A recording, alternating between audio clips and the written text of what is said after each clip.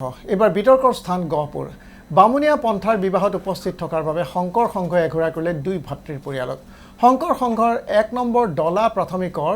দিনো ভূঞা আৰু শিৱ ভূঞা নামৰ দুই ভাতৃ উপস্থিত আছিল নিজৰ ভতিজাকৰ বিবাহ অনুষ্ঠানত কিন্তু ভতিজাকৰ পৰিয়ালটো আছিল বামুণীয়া পন্থাৰ ইয়াতে খৰ্গহস্ত হৈ সংঘই দিনো আৰু শিৱ ভূঞাৰ পৰিয়ালক এঘৰীয়া কৰাৰ অভিযোগ উত্থাপন হৈছে আনকি খুৰাকৰ মৃত্যুৰ পিছত সংস্কাৰৰ কামখিনিও এমাহ পৰ্যন্ত কৰি নিদিয়াৰ অভিযোগ উত্থাপন হৈছে ডলা প্ৰাথমিকৰ বিৰুদ্ধে সেয়েহে এতিয়া শংকৰ সংঘ ত্যাগ কৰি বামুণীয়া পন্থা গ্ৰহণ কৰিলে দিনো আৰু শিৱ ভূঞাৰ পৰিয়ালে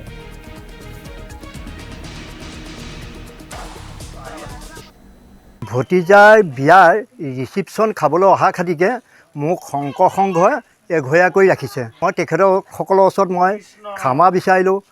তাৰপিছত তেখেতসকলে মোক এটা উত্তৰ দিলে যে তুমি সংস্কাৰ হ'ব লাগিব মই ঠিক আছে মই সংস্কাৰ হ'ম যোৱাকালি মই নিমন্ত্ৰণ দিলোঁ তেখেতসকলে আহি পেলাই মোৰ মাহ কল গুড় গাখীৰ সকলো নৈবেদ্য মই গোটাই থোৱা সেই দ্ৰব্য এৰি থৈ তেখেতসকলকে আকৌ পুনৰ গুচি গ'ল কৰিব নোৱাৰোঁ বুলি মোক অপমানটো কৰিছে ডবল অপমান কৰি থৈ গুচি গৈছে